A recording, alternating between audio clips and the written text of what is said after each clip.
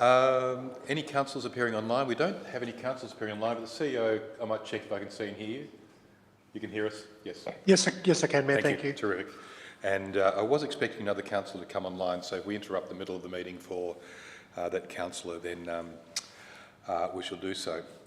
Members of the public gallery should note the council records and publishes council meetings via YouTube to enhance the accessibility of council meetings to the broader Wellington community.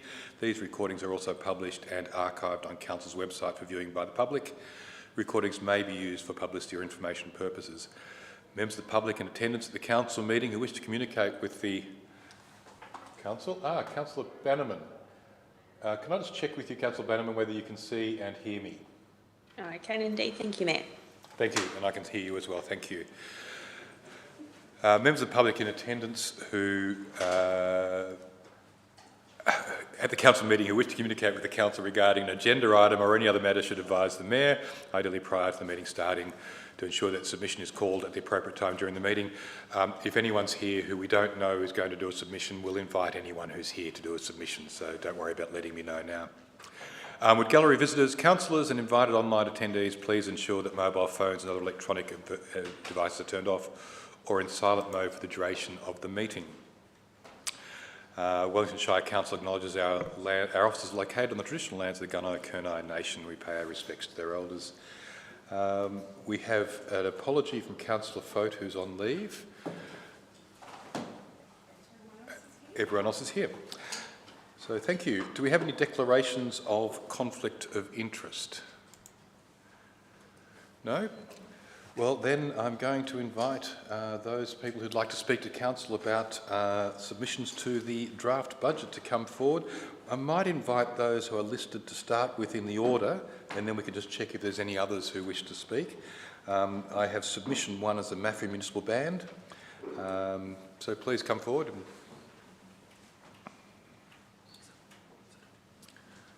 We might need to test the microphone. Is it working?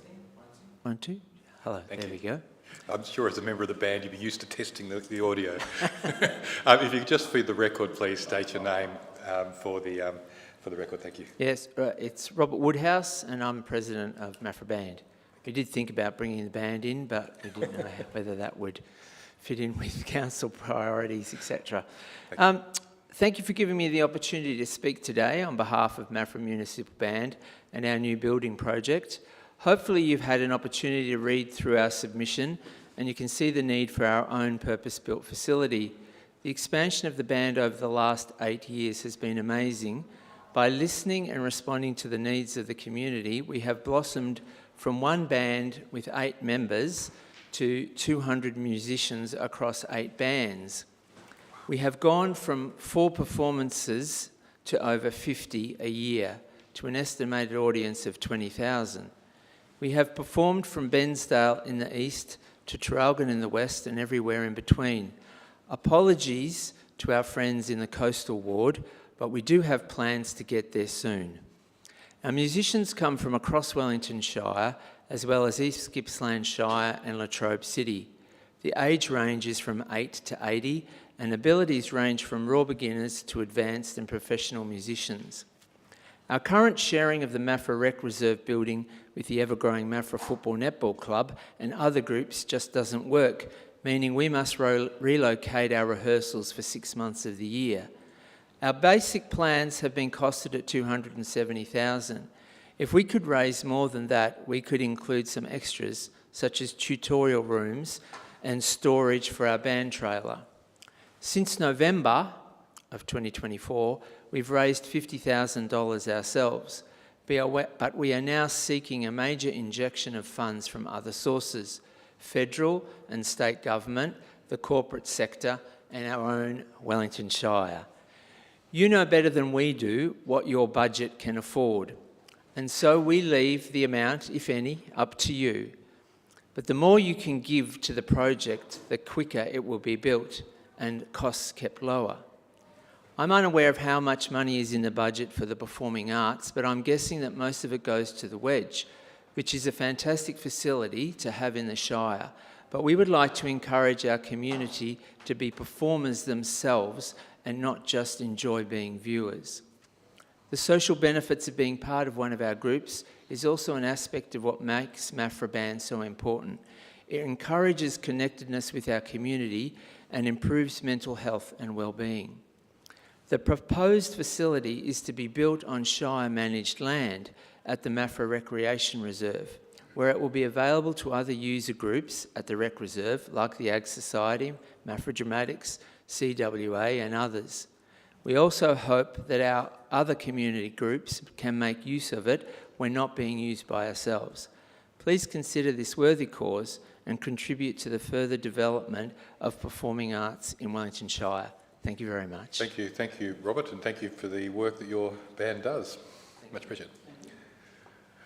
Number 2, we have Gippsland Plains Rail Trail. Helen, thank you. And again, if you could state your name, please, Helen, for the record. Helen Hopner, chairperson of the Gippsland Plains Rail Trail for the last 30 years. Before I start, can I say thank you very much to the Wellington Shire Council for your support over many years for the Gippsland Plains Rail Trail. It has been well over 10, 15 years or something like that you have actually put funding into this community asset. So I sincerely thank you. Without you and without the Latrobe City Council, there would not be a trail because we don't get maintenance money. I'll talk about that in a little minute. So our volunteer committee of management have changed what they do for a very good reason. Clearly, we're all getting older. The work that we did, we can't do now. And so we have this group of amazing volunteers who help us do all the maintenance. We could not afford a contractor. We can't afford a contractor. We have one that comes and does a little bit of spraying, etc., but we can't afford a contractor. Not for 63 kilometres of trail, believe me. So we have about 40 volunteers that work right across the trail. We have Maffra Lions who go from Stratford to Hayfield. We have Bob Chewett and his NDIS mental health crew. They do Kowar to Toongabbie. And we have a few little groups around Glengarry that help from time to time, particularly Landcare. But we have a group of about 30 in Traralgon who do the majority of the work. And if you go into Traralgon, look to the left as you go into Traralgon on the Traralgon-Maffra Road, it is like a public park. They just put so much time and effort in. So without our volunteers, we wouldn't have a trail. My biggest beef is the government handed Crown land to volunteers without any money. And then, we had to go out and find it. So find it we have, not enough of it, but find it we have. So that's the only reason it kicks on. We've had a few major things happen, but it takes a fire, a flood or a famine to get money out of either state or federal government to do these things. Boggy Creek Bridge, Bridge at Kowar, I could name 2 or 3 smaller things that we have had. But, that's not the way to manage a rail trail with that reactive funding. It's got to be proactive. Just in more recent times, we've had a counter on the Traralgon end for quite some time, probably the best part of 10 years. And it showed some amazing figures over the COVID lockdown, up to 4,000 people a month. That's kind of a lot of people found the rail trail. If there was any good out of COVID, that's one of the things. They actually found that they could go out and do their exercise and take their dog and kids and whatever for a walk. Out of their homes, etc. So that was a good thing. But currently the usage on the Traralgon end is about 2,535 people per month. That was last month's figure. So we decided, don't ask me why we decided, but we decided we put a Maffra counter in. Well, I'm absolutely gobsmacked. Some of the figures are better than the Traralgon end. They are actually better than the Traralgon end. This month there was 2,512 people. So you add that over 12 months, there's a lot of people using the trail. They're locals, taking the mum and dad and taking the kids for a walk and the dog and whatever, lots of dogs on the trail. But a lot of them are on the most amazing bikes you've ever seen. Councillor Ripper has one. There are all sorts of bikes coming in now. As a result, we've had to remove some of the chicanes so they're wide enough for the bikes to get through. We've got all sorts of bikes coming through. Great, you know, people coming from Melbourne going to Sydney. I just can't believe, you know, you got on the trail and you talk to these people, the amount of people coming through, spending their money in the community and moving through is just amazing. So, and a lot of them have got grey hair, believe me. So we've moved with the times, and we've moved chicanes, and we've put new signage up and done quite a few things to keep us relevant. We've got some tiny towns funding, which I've only just found out we have. So we'll be able to seal about 1 kilometre through the heart of Hayfield, because it's a really busy town centre there, so we'll be able to seal that. That's been really good. We need to start re-sheeting the trail in many spots, 63 kilometres, you know, it does wear out. We don't want to put a seal on it per se, but we certainly need to upgrade it. Some grants we do get, some we don't. We're out there with the big bucket of money that everyone's got their hand in, so that's really, really hard. So as part of that maintenance program, we have 3 mowers, and just keeping the mowers going is phenomenal. So, you know, it's a big, a lot of money to find. And there's an expectation from the community that the trail is kept in good condition. A lot of these riders, they go all around the state, if not all around Australia, and they judge rail trails, believe me, they judge them. And so, you know, we get quite a few complaints. We can't do some of the work, we don't have the money, but we do our best. And I understand fully the commitment you have made to other trails in the community. I think that's wonderful. It's getting people out, keeping them healthy, and I think it's just a great thing. I'm not going to ask you for $3 million, because that's what we need for bridges at Terrelgan. 11 years ago, we said they would last 10 years. Well, it's 11 years. And so we're running around trying to find some funding for that. That's even more difficult than you would believe. So can I encourage you to support your trails in your council area? It's important for community, and it certainly is important for tourism. So in your budget deliberations, if you can raise the small amount that we've asked extra, which I think is about 10,000 more than what you already give, that would be the most amazing thing. And any time you want to come out on the trail and have a look at some of the things that we're doing and you're doing on the trail, please just let me know. So thank you very much for your support. Thanks, Helen, and certainly Councillor Ripper does report back regularly on the trails. And in fact, someone told me that going from Maffra to Stratford now, it's quicker on the trail than the speed limits that Vic Roads have put in the road there as well. So that might be part of the answer and the reason there. But certainly I hope we don't need any fire, flood, famine or pestilence to be able to get those bridges. Hopefully we can get them done otherwise. Next, I've got submissions regarding the landing fees. I'm happy to take those in any order if anyone's here to speak to those. And again, if you just state your name for the record, it'd be great. Thank you. Andrew Shea. I'm a member of the Yarram Aero Club and a flyer within the local area.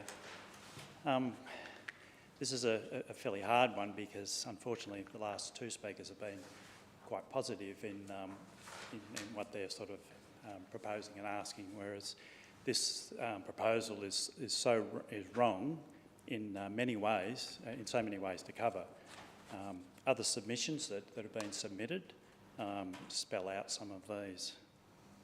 I trust all councillors have been briefed on the expected cost benefits and the negative impacts of the proposed change. The proposed removal of landing fee exemptions and for landing fees in general is discriminatory and counterproductive to airfield use and development. If you'd like to see how well landing fees work, take a visit to Latrobe Valley's council airfield. It had a failed attempt to introduce landing fees late on 2024. This has flowed on with aircraft avoiding landing at Latrobe Valley, even though the landing fees mainly have been credited at this stage. Today, Latrobe Airport resembles more of a ghost airfield than due to a dramatically reduced aircraft activity in general. Since the introduction of landing fees and some exemptions in the Wellington Council, Council has not introduced landing fees at West Sale for RAF aircraft landings, as they claimed they would be implementing. Now, I'm not arguing that they should be introduced. I'm merely pointing out Council's flawed argument that supported the overall introduction of landing fees at both of Council's airfields in the first place. Further to this, there is actually less sport and general aviation activities at West Sale now due to the increased RAF activity. This has further limited access to the airfield for these groups due to the airspace restrictions. This further reduces and does not enhance the landing fee opportunity or landing fee income potential of the West Sale airfield. Now, Yarram Airfield, to be probably a bit more specifics, in 2024, the total billed landing fees at the Yarram Aerodrome for approximately 300 billable movements. Now, I've asked Council, or various members have asked Council for confirmation of the figures and what the breakdowns are and so forth. So these figures that I'm going to quote now are based on the best information that we sort of have available to work off. So 300 billable movements with the current landing fee at Yarram of $4.63 equals $1,390 rounded. Okay, so that's the total income off those. The Shire's share of the $1,390, assuming that they get 50% of the fee, and we don't know what the percentage the Shire gets. They may get more. Unofficially, comments that I've heard are that the Shire actually get less than that, so sort of basing it on a 50-50 figure. So that's going to be about $694 the Shire would have recovered. Now, total aircraft movements for Yarram only, this is, for 2024 was approximately 1,500 landings. Now, if all 1,500 landings were billed, this would net an amount of about 6,900 rounded. So Council's share would be $3,472.50 without rounding that one. Now, this is less than the amount Council makes available and potentially hands out for one quick response grant. In direct relation to Council by Locals advertising campaign, I'd like to point out and ask councillors to further consider, is $3,472 or possibly more of this money leaving the community to a private for-profit company that appears to have no local interest for minimal transparent benefit to...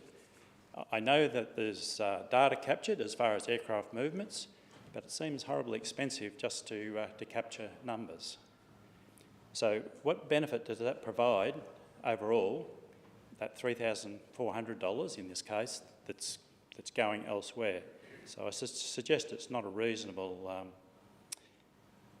figure. In short, this short-sighted proposal is discriminatory and I believe is based on I do not believe it is based on accurate factual information. I fear instead it appears to be a misjudgment made on the flying community's perceived position of wealth, and based by the people who. Sorry, I'll do that again. I apologise. Basically, we feel we're being judged by people in probably better financial positions. The flyers are not necessarily wealthy. There's a broad spectrum of people that are involved in aviation. If these are implemented, the new terminal building, which thank you very much for the Shire getting that underway and almost finished, and the Aero Club has contributed $12,500 to that as well, and which we offered to contribute in the first place. So money that we raise through visiting aircraft that have tea and coffee and so forth, and pies, pasties, all those sort of things, the Easter activities we have, are all money that goes back into the airport. So we find it very disappointing. And obviously the general community is probably not going to benefit particularly well out of it either, because there's going to be less people come to our region as well as a result of it.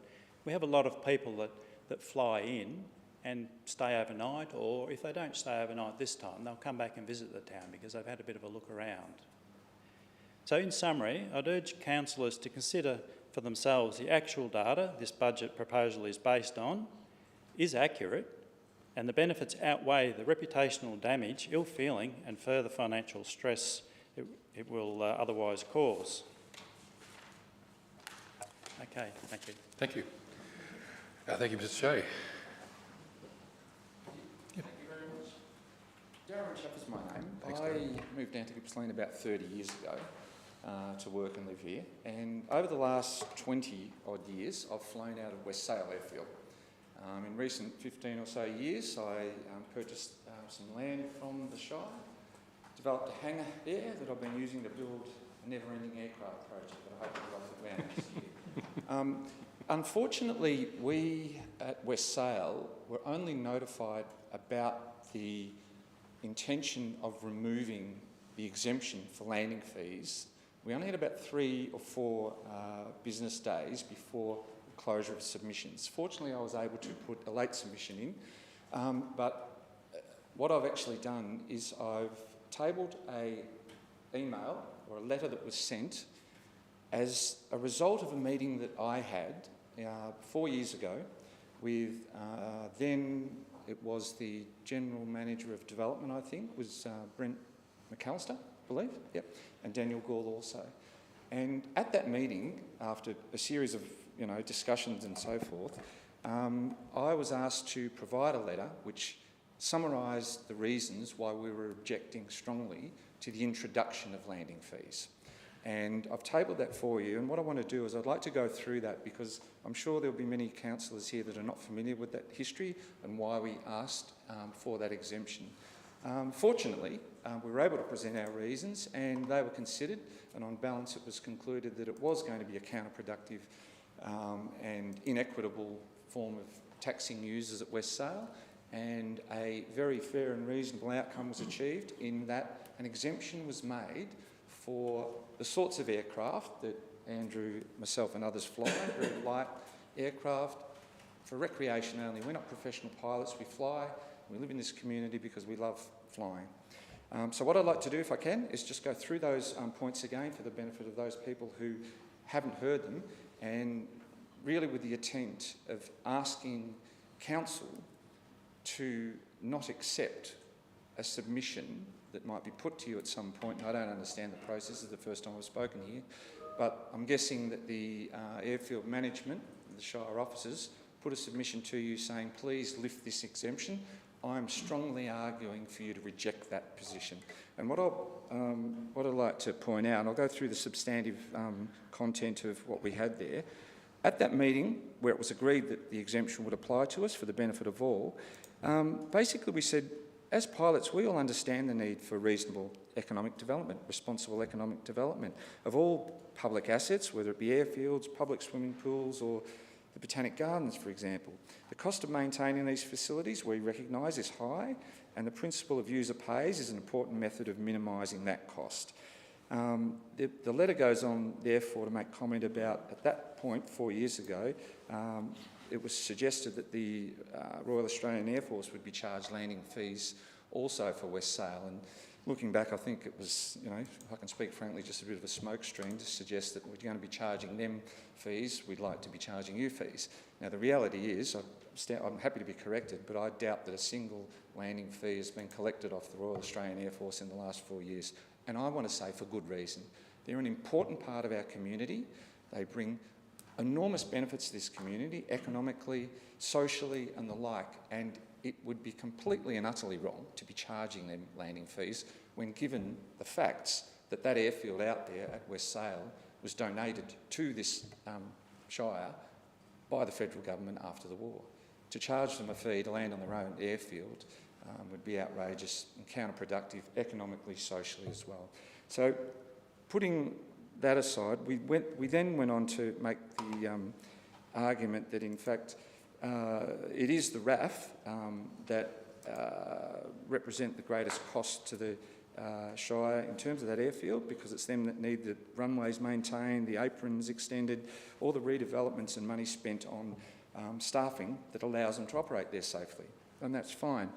But the main point that we got to, which was understood clearly by Brent and others, was that the only significant financial contribution that was being made at that West Sale airfield 4 years ago was by recreational pilots like myself and Andrew, who in one of two ways either contribute directly to the finances by their lease payments, their yearly lease payments for hangars, or by people such as myself who purchased land and developed a hangar and then locked into a rate scenario where we're paying yearly rates.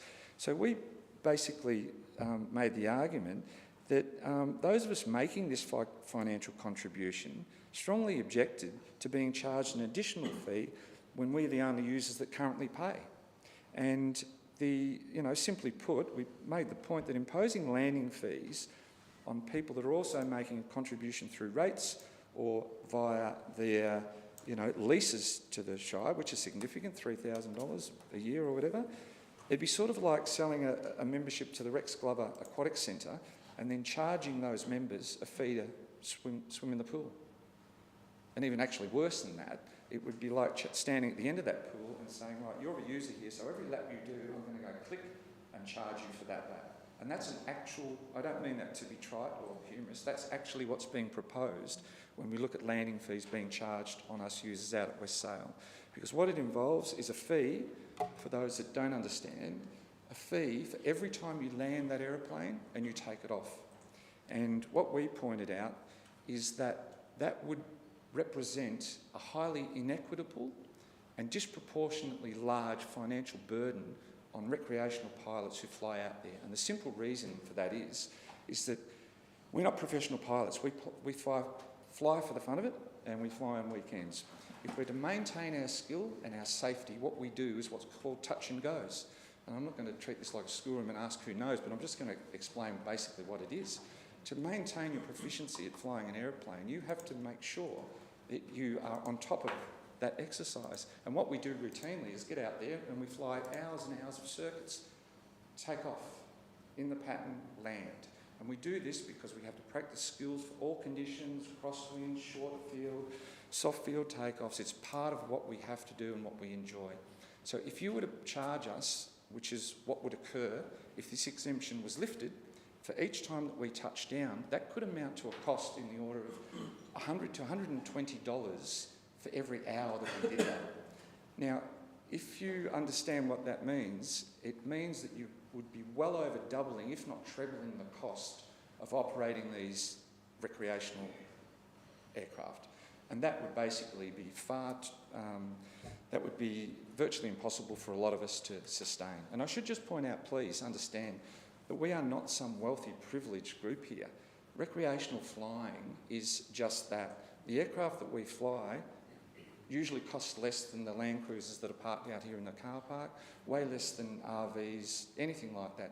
This is a sport and we're part of the community, and this removal of this exemption would constitute an inequitable impost on us, and one that many of us couldn't survive.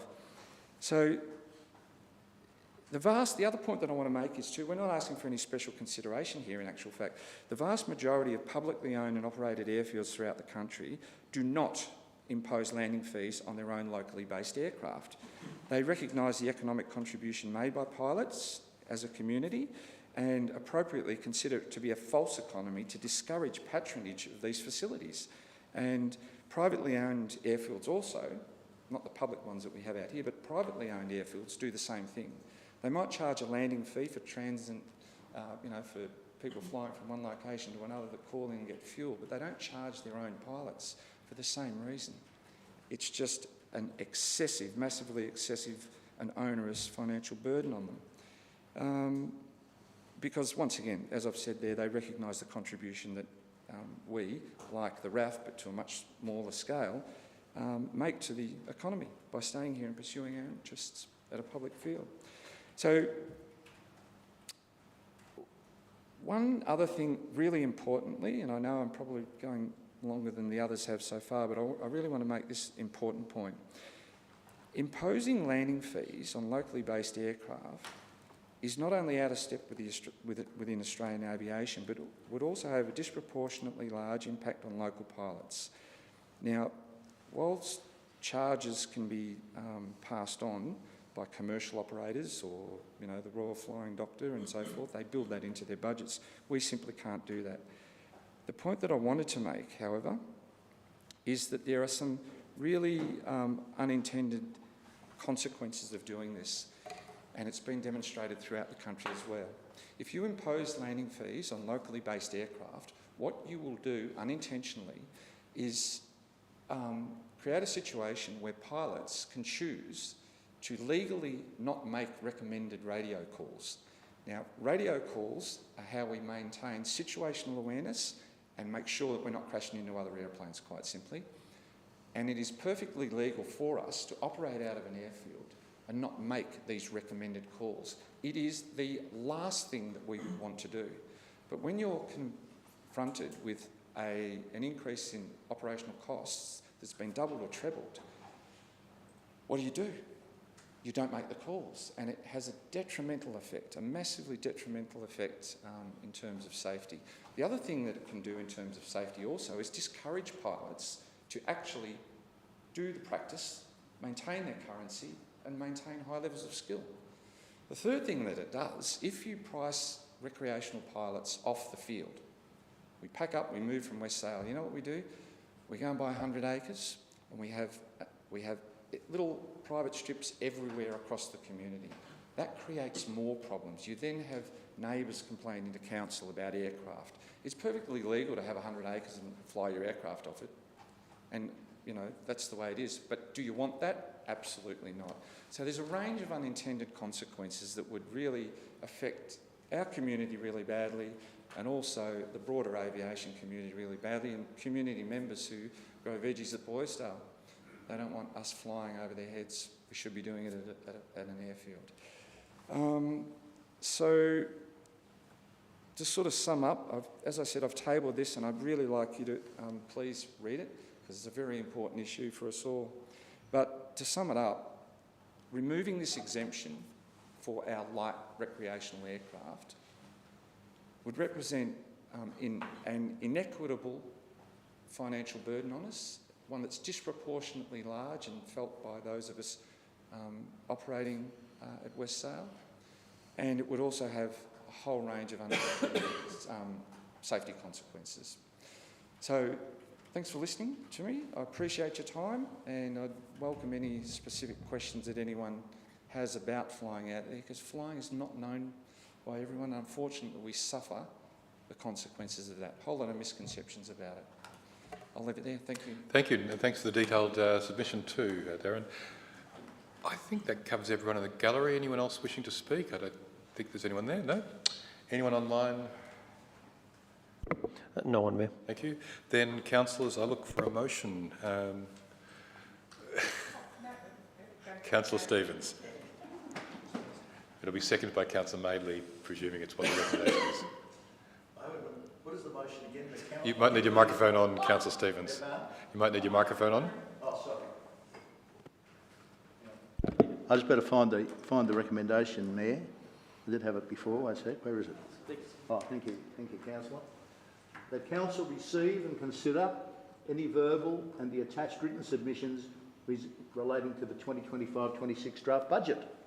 Thank you. Seconded, Councillor Madeley. Is that motion opposed? The motion not being opposed, it's carried. Thank you to all those in the gallery who put submissions in and came and spoke to those. Really appreciate it. I know a lot of effort's gone into to that, and certainly we'll now go into close the meeting and we'll discuss all of the submissions now. But thank you very much for coming out on a cold night. Safe trip home. Hopefully not too many of you riding your bike on the rail trail. It'll be a bit chilly out there. No, that was me yesterday.